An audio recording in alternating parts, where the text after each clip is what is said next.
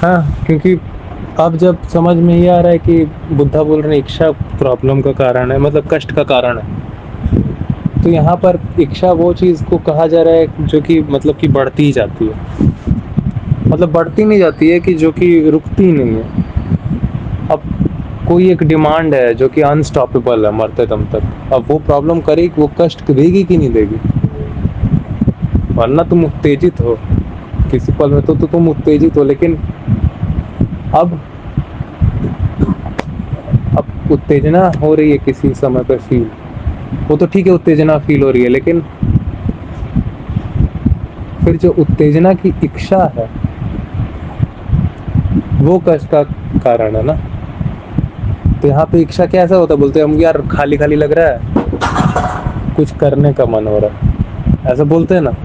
वो जो कुछ करने का मन यहाँ पर आप बोल रहे हैं, वो आप बोल रहे हैं इच्छा हो रही। अभी जरूरत नहीं है, फिर भी इच्छा हो रही। और इच्छा, जब आप बोलते हो कि इच्छा हो रही है किसी चीज की, तो क्या ऐसा करने की इच्छा हो रही है?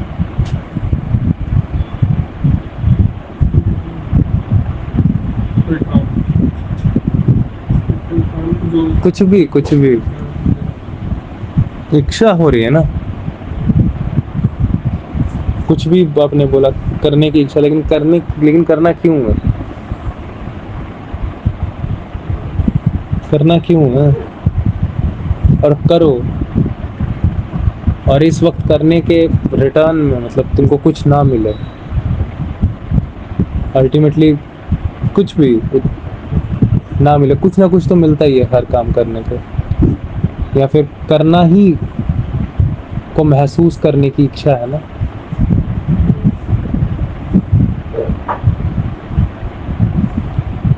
महसूस कुछ करोगे तो सेंसेशंस होगा, आखिरकार महसूस होगा कुछ।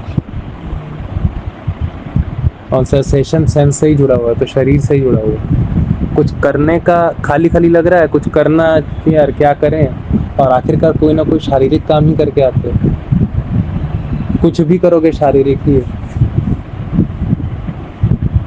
तो आखिर शारीरिक इच्छा है। इच्छा तो कारण है कष्ट का। वरना अगर कोई होमोसेपियन उत्तेजित है, उस वक्त वो उत्तेजित है, लेकिन उसकी इच्छा तो एकदम खत्म ही नहीं होती, खत्म ही नहीं होती। ये ऑब्जर्व करना ही जब वो करता है तो समझ में आता है, ब्रो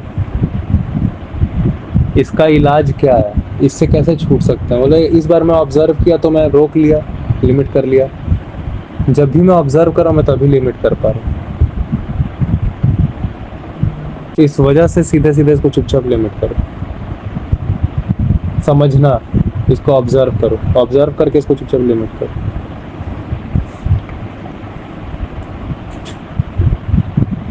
ये इच्छा के चक्कर में और कष्ट ज्यादा होता जा रहा है।